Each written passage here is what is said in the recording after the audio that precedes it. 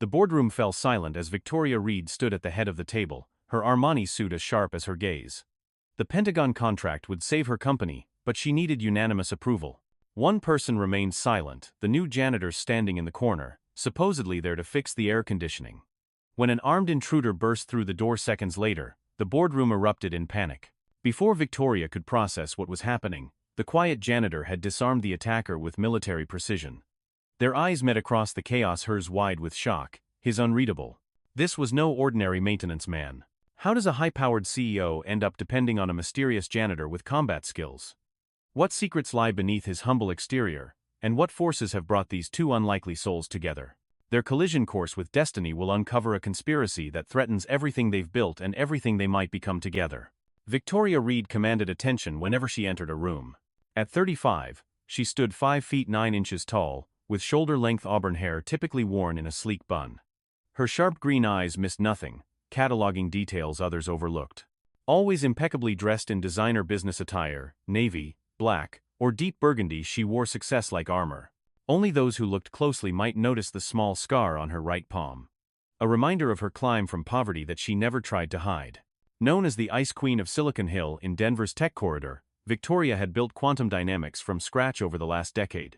Her company specialized in secure communications systems, employing over 500 people. Raised by a single mother in a struggling Denver neighborhood, Victoria won a scholarship to MIT and graduated top of her class in electrical engineering. She started quantum dynamics in her garage at 25 with nothing but determination and brilliant ideas. Recently divorced from a venture capitalist who tried to take credit for her success, Victoria had no children and few close friends. She was married to her work. Brilliant, demanding, and precise, Victoria trusted data over intuition. She remained deeply loyal to her employees but maintained professional distance. Speaking 5 languages fluently, her anxiety manifested as overpreparation. She slept 4 hours a night, terrified of failure but more terrified of appearing vulnerable. Despite her success, Victoria battled imposter syndrome, had nightmares about returning to poverty, and struggled with loneliness she refused to acknowledge. Trust issues stemming from her ex-husband's betrayal and her father's abandonment colored her interactions. Marcus Reeves moved through the world like a shadow. At 38, his lean, muscular 6'2" frame couldn't be fully disguised by his janitor's uniform. His close-cropped dark hair showed premature silver at the temples, and his deep-set blue eyes observed everything while revealing nothing. A jagged scar ran from his left collarbone to shoulder, hidden beneath his clothing. He moved with quiet efficiency, wasting neither motion nor words. Recently hired as a janitor at Quantum Dynamics, Marcus worked night shifts and kept to himself. He lived in a sparse apartment on the outskirts of Denver, maintaining a rigorous routine that helped manage his severe PTSD. As a former Delta Force operator, he specialized in counterintelligence and cyber warfare, with a distinguished service record including multiple classified missions. Marcus received an honorable discharge after a mission went catastrophically wrong in Eastern Europe 3 years ago, resulting in the deaths of 2 team members. Official records of his service had been heavily redacted. Observant, methodical, and patient, Marcus spoke rarely but precisely. He carried himself with quiet dignity despite his current position. Habitually watching exits and assessing threats, he possessed a dry, unexpected sense of humor that rarely surfaced. His loyalty to fallen comrades haunted him daily, as did the purpose vacuum he experienced after leaving military service. A deep distrust of authority lingered after being scapegoated for the failed mission that ended his career. Victoria Reed stood at the precipice of her career's defining moment. Quantum Dynamics was one of 3 finalists for a $1.2 billion Pentagon contract for next-generation secure communication systems. The final presentation was in 2 weeks, and everything had to be perfect. Her company's proprietary quantum encryption algorithm, nicknamed Skeleton Key, represented a breakthrough that could revolutionize military communications. The pressure was almost unbearable, but Victoria had never buckled under pressure before. Late one night, Victoria worked alone in her office, triple-checking presentation slides. The building's power suddenly cut out, plunging her into darkness. Emergency systems failed to activate. In the heavy silence, she heard unfamiliar footsteps in the hallway. Heart-pounding, she grabbed a letter opener from her desk, preparing to defend herself when the door opened, revealing Marcus with a flashlight. "Power grid failure," he explained calmly. "Backup generators aren't responding. I was doing maintenance when it happened. You should leave. I can escort you to your car." Victoria studied him suspiciously. She'd barely noticed the new maintenance man before, but something in his steady gaze made her uneasy. "And you are?" "Marcus Reeves. Building maintenance." Distrustful but lacking options, Victoria reluctantly accepted his offer. As they navigated the darkened building, Marcus moved with surprising confidence, guiding them through service corridors she didn't know existed. Turning a corner near the research and development lab, they encountered two masked intruders attempting to breach the security door with electronic equipment. Before Victoria could react, Marcus pulled her into an alcove, signaling for silence. His entire demeanor had changed: alert, focused, dangerous. When one intruder headed their way, Marcus stepped out and neutralized him with precise, military-grade moves, while the second intruder escaped down a stairwell. Victoria watched in shock as Marcus accessed the building's backup systems through a maintenance panel, restoring limited power and locking down the facility. "Who are you really?" Victoria demanded when they were alone, her voice steady despite her racing heart. "Someone who knows this wasn't a coincidence," Marcus replied, checking the unconscious intruder for identification and finding none. "They targeted your building specifically." Police arrived 15 minutes later. The security footage had been erased, and the captured intruder had no identification. The only evidence of the break-in attempt was a sophisticated signal jammer left behind. The detective suggested hiring additional security until the Pentagon presentation, eyeing the damaged equipment with concern. Victoria made a decision that surprised even herself. "I want this man assigned as my personal security detail," she said, gesturing to Marcus. Effective immediately. Later, in her office, with temporary power restored, Victoria confronted him. "No janitor moves like that. Who are you really, and why are you in my building?" Marcus revealed only that he believed someone inside Quantum Dynamics was leaking technology to foreign interests. Victoria was outraged at the accusation but couldn't ignore the break-in attempt. They struck an uneasy bargain: he would protect her and help identify the security breach. She would provide access to investigate potential leaks. Neither fully trusted the other, but circumstances forced their collaboration. "You'll stay at my guest house," Victoria insisted as they left. "I want you where I can watch you." As they drove to her mountain property outside Denver, Victoria didn't notice the black sedan following at a distance, nor did she recognize the driver, her trusted chief financial officer, Richard Keller. Living in close proximity created immediate tension. Victoria's modernist glass and steel home in the foothills reflected her precise, controlled aesthetic. Marcus's military minimalism and hypervigilance clashed with her executive lifestyle. She woke at 5 in the morning to find Marcus had already swept the entire property for surveillance devices, rearranged her furniture for better defensive positioning, and prepared a protein-heavy breakfast. "You moved my furniture," she noted coldly, eyeing the repositioned sofa that now faced the entrance. "You can see all entry points now," Marcus replied, sliding a detailed security assessment across the kitchen island. "Your home has 14 vulnerable access points. Your office has 7. Your daily routine is dangerously predictable." Victoria scanned the document, unnerved by his matter-of-fact listing of ways she could be targeted. "Is this supposed to make me feel safer?" "No. It's supposed to make you aware." His expression remained neutral. "Awareness keeps you alive."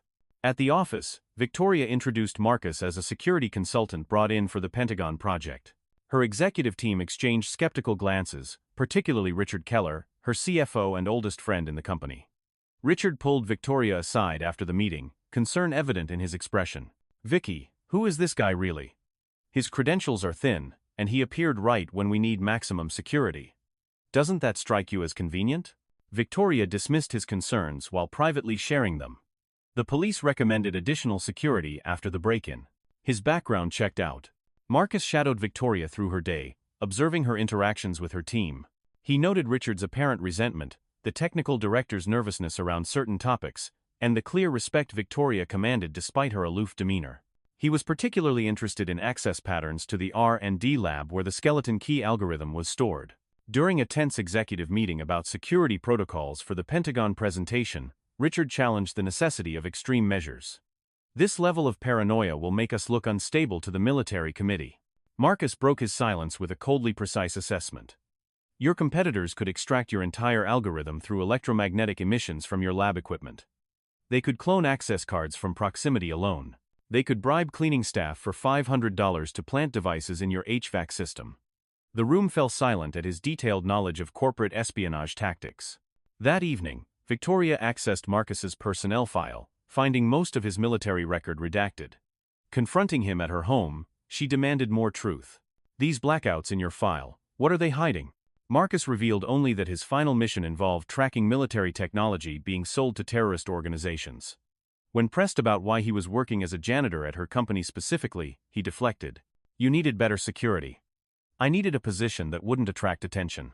Their argument was interrupted by a call from Victoria's mother, who was in the hospital after a minor fall. Despite Victoria's protests, Marcus insisted on driving her there, analyzing potential security threats even in this personal moment. At the hospital, Victoria was surprised when Marcus gave her privacy with her mother but noted he positioned himself to observe all entrance points to the room. You worked so hard as a girl, her mother reminisced, holding Victoria's hand. 3 jobs at 16, just to help with the bills. So stubborn, never taking handouts. Marcus, standing just outside the door, listened without comment, but a flicker of recognition crossed his face. Returning home late, they found Victoria's alarm system disabled and evidence someone had been inside. Nothing appeared stolen, but Marcus discovered a sophisticated listening device in her home office. Rather than removing it, he left it in place after showing Victoria, whispering that it was better to feed false information than alert the listener they've been discovered. That night, unable to sleep knowing her home had been invaded, Victoria found Marcus sitting on her patio in the darkness, cleaning a handgun. She brought 2 glasses of whiskey, offering one wordlessly. They sat in silence watching the Denver lights below. Why are you really here? She finally asked. Marcus answered cryptically. Because last time, I was too late. The next morning, Victoria received anonymous photographs showing her entering her home with Marcus, along with a message. The Pentagon wouldn't approve of your new bodyguard's background. Withdraw from the contract race, or these go to your board and the military committee. Victoria hid the threat from Marcus, her trust still not solidified. The pressure intensified as the Pentagon presentation approached. Victoria threw herself into preparation, while maintaining the appearance of normality. Marcus continued his investigation, gaining access to personnel files and security logs through his maintenance credentials. The silent chess match within quantum dynamics grew more complex daily.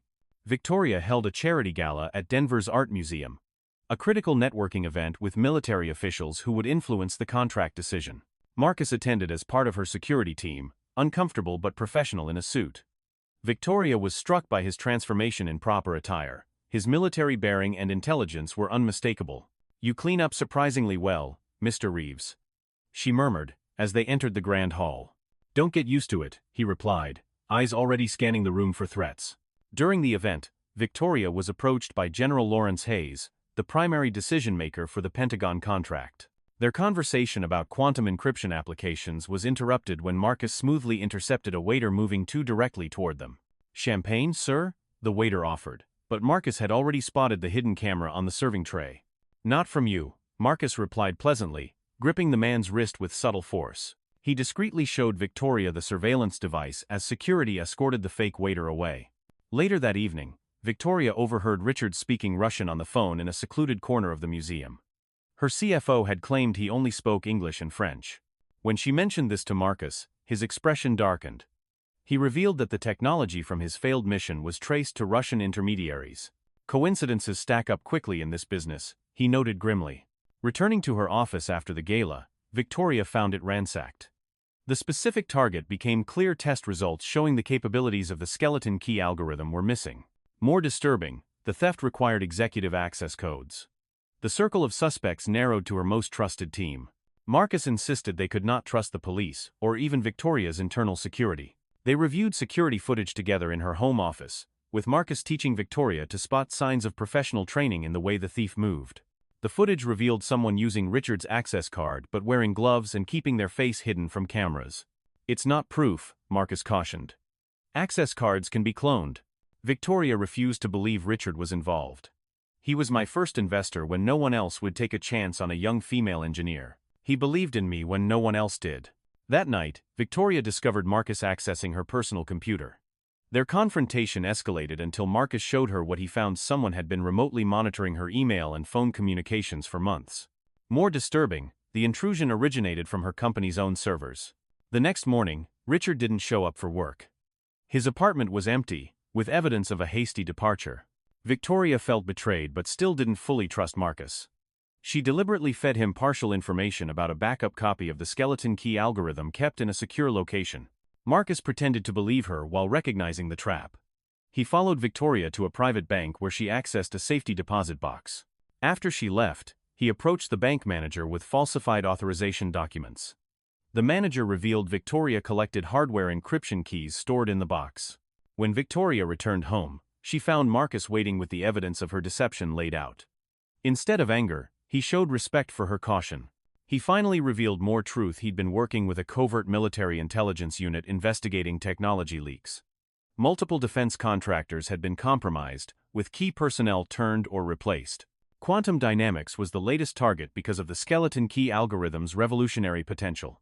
Victoria realized the magnitude of what they were facing, not just corporate espionage but a coordinated attack on national security. As they compared notes, Marcus's phone rang with an automated alert someone was accessing the R&D lab using Richard's credentials, which Marcus had flagged in the system. They rushed to the company, using back entrances to avoid detection.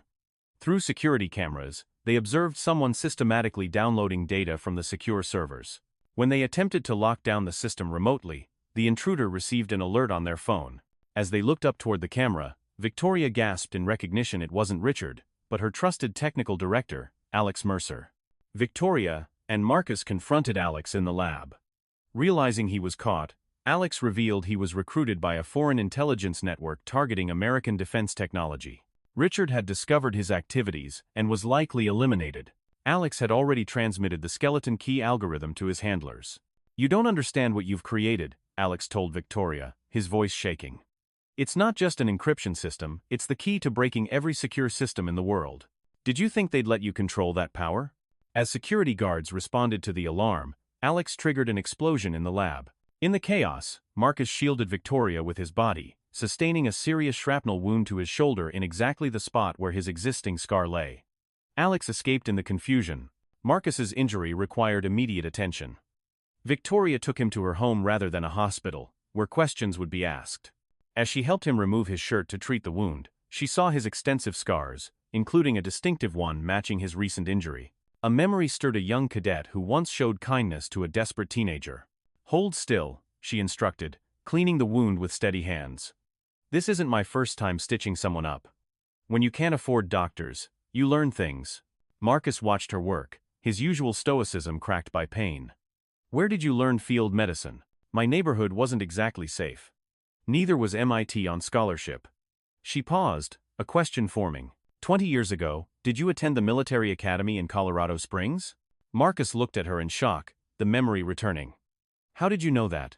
"A cadet gave his coat to a girl selling newspapers in the snow. Bought all her papers and gave her his lunch money too." Victoria's voice softened. "That was you, wasn't it?" He nodded slowly. "I never connected that determined girl with you." Victoria revealed that his simple kindness gave her hope during her darkest time, inspiring her perseverance. This shared memory shifted their dynamic profoundly. As Victoria stitched his wound, Marcus finally told her the full truth about his mission. 3 years ago, his team tracked stolen military technology to a compound in Eastern Europe. The operation went catastrophically wrong. They were expected, walking into an ambush that killed 2 of his teammates.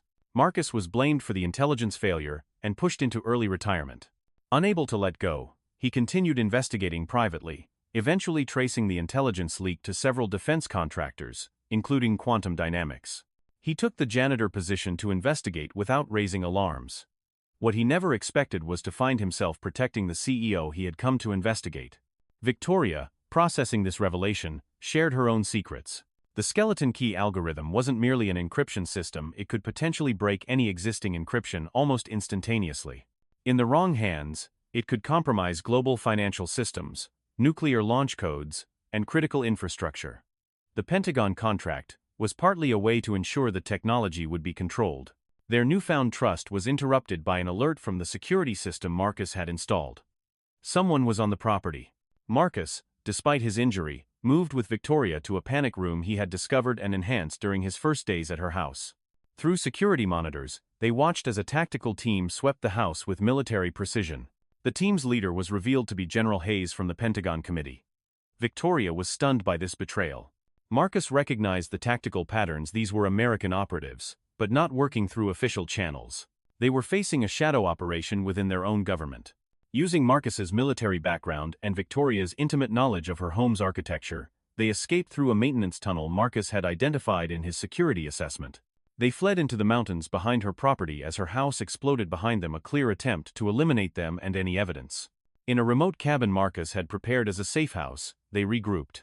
Victoria realized the magnitude of the conspiracy. Someone within military intelligence was orchestrating the theft of defense technology to sell to foreign powers, using contractors like Alex as scapegoats.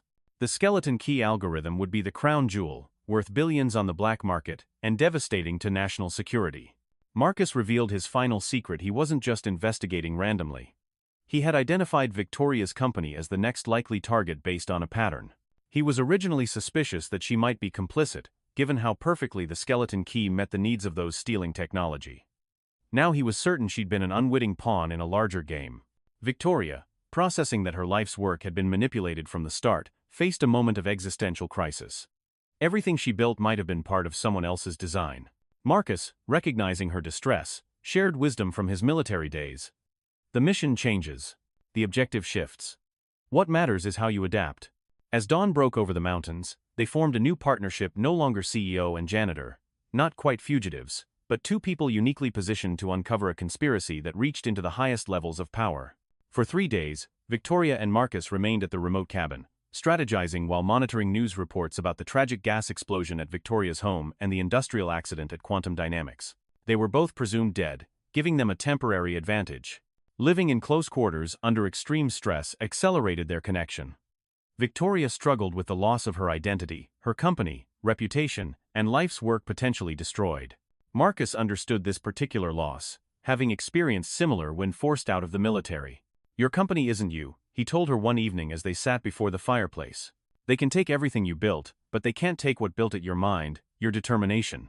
One night, during a severe mountain thunderstorm that triggered Marcus's PTSD, Victoria found him hyperventilating on the cabin porch. Drawing on crisis management techniques she learned in business, she talked him through grounding exercises. This role reversal, her protecting him, marked a turning point in their relationship. The next morning, Marcus taught Victoria basic tactical skills: how to handle a weapon, evade surveillance, establish secure communications. She proved a quick study, her engineer's mind adapting to these new parameters. In turn, she helped Marcus hack into secure databases using techniques she developed for penetration testing her own systems. Through careful digital investigation, they identified a pattern of defense technology appearing in foreign military systems shortly after development by American contractors. The common thread was Pentagon Oversight Committee members, particularly General Hayes, who evaluated each compromised technology. Victoria realized they needed access to her backup servers, maintained in a separate facility outside Denver as part of her disaster recovery protocol. The servers contained evidence of who accessed the skeleton key algorithm and when, potentially proving the conspiracy reached into the Pentagon itself. Marcus was reluctant to return to the city, knowing they'd be walking into danger. Victoria challenged him: "You were willing to die for your country in combat. Is this any different?" Her question cut to his core. He'd been hiding in plain sight, seeking redemption but avoiding true risk since his mission failed. Before leaving the cabin, they shared a moment of vulnerability. Victoria admitted her drive for success was fueled by the shame of poverty and her father's abandonment. Marcus revealed that his rigid military discipline masked a fear of his own capacity for violence. He came from a family with a history of abuse that he'd spent his life ensuring he never perpetuated.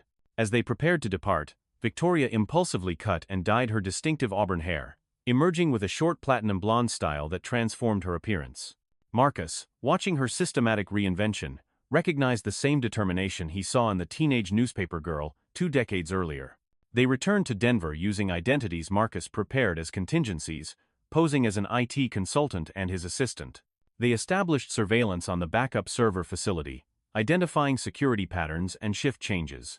During their stakeout, Victoria spotted Richard, her supposedly missing CFO, entering the facility using his still active credentials. Shocked that he was alive, Victoria wanted to approach him immediately. Marcus urged caution, suggesting Richard may be working with those who tried to kill them. Victoria created a distraction at the facility's main entrance, while Marcus intercepted Richard in the parking garage. Their confrontation revealed the truth. Richard discovered Alex's espionage activities and faked his disappearance after receiving death threats against his family. He'd been gathering evidence independently. Richard was stunned to find Victoria alive. He revealed that Quantum Dynamics had been placed under government control due to national security concerns, with General Hayes leading the takeover. The official story claimed Victoria embezzled technology and died attempting to flee the country. The three formulated a plan to access the backup servers, with Richard providing entry credentials. As they prepared to move, Victoria impulsively grasped Marcus's hand.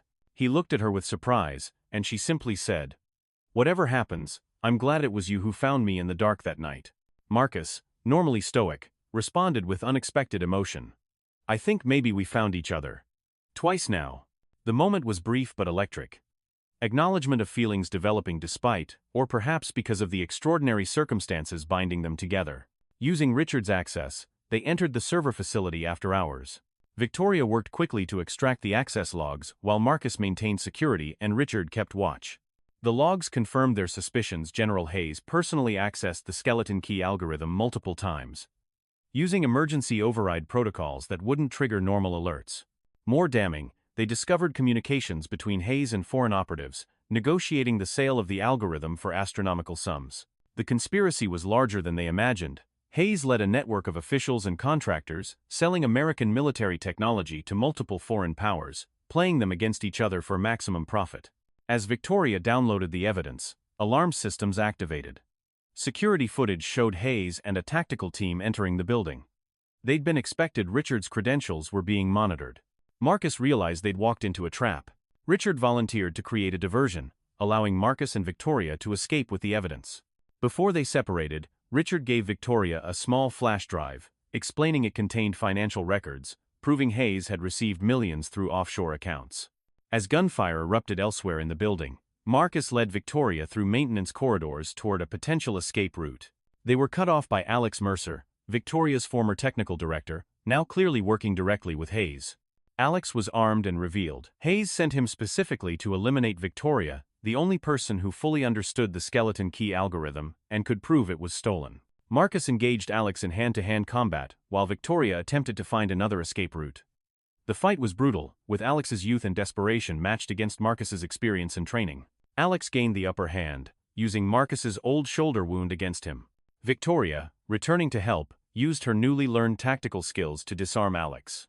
When Alex lunged toward her, Marcus was forced to make a terrible choice. He shot Alex to save Victoria, killing the man who was once her trusted colleague. The moment crystallized something for both of them: the lengths they're now willing to go to protect each other. There was no time to process this, however, as Hayes and his team were closing in. They fled to the building's roof, where Marcus had identified a potential helicopter landing pad during their surveillance. Seemingly trapped, Victoria pulled out a small device she secretly took from her company's prototype lab before their escape, a signal disruptor based on the skeleton key algorithm. Activating it caused all electronic communications in the building to fail simultaneously, including Hayes' team's radio communications and the electronic door locks. In the confusion, they made their escape, but not before Hayes himself confronted them on the roof. Hayes revealed his motivation: decades of serving a country that discarded soldiers like Marcus while civilians like Victoria built fortunes on military contracts. His bitterness matched the disillusionment Marcus felt after his discharge, creating an uncomfortable mirror. When Hayes offered Marcus a place in his operation, "We're not so different, you and I." Marcus must confront his own demons. For a moment, Victoria feared he might consider it, recognizing the pain both men share. Instead, Marcus reaffirmed his core values. "The difference is, I never forgot who I was protecting and why." The confrontation escalated until Hayes drew his weapon on Victoria. Marcus moved without hesitation, taking a bullet meant for her. In the chaos that followed, Victoria used Marcus's sidearm to wound Hayes as a police helicopter approached, drawn by the facility's automated alarms. Hayes, realizing he was cornered, attempted to destroy the evidence by shooting at Victoria's laptop containing the downloaded files. Richard appeared with building security forces, having escaped the diversion he created. Hayes was taken into custody, but Marcus was severely wounded.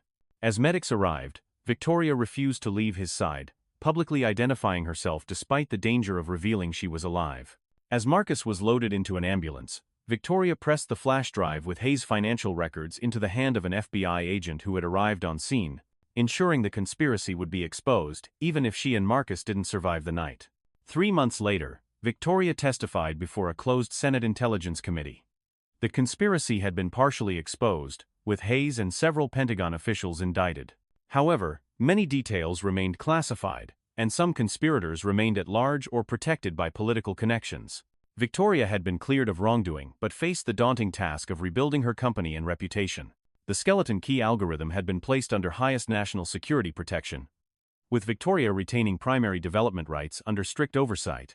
After her testimony, Victoria visited a military rehabilitation facility outside Seattle. Marcus was recovering from his injuries, expected to make a full physical recovery, though the psychological wounds ran deeper.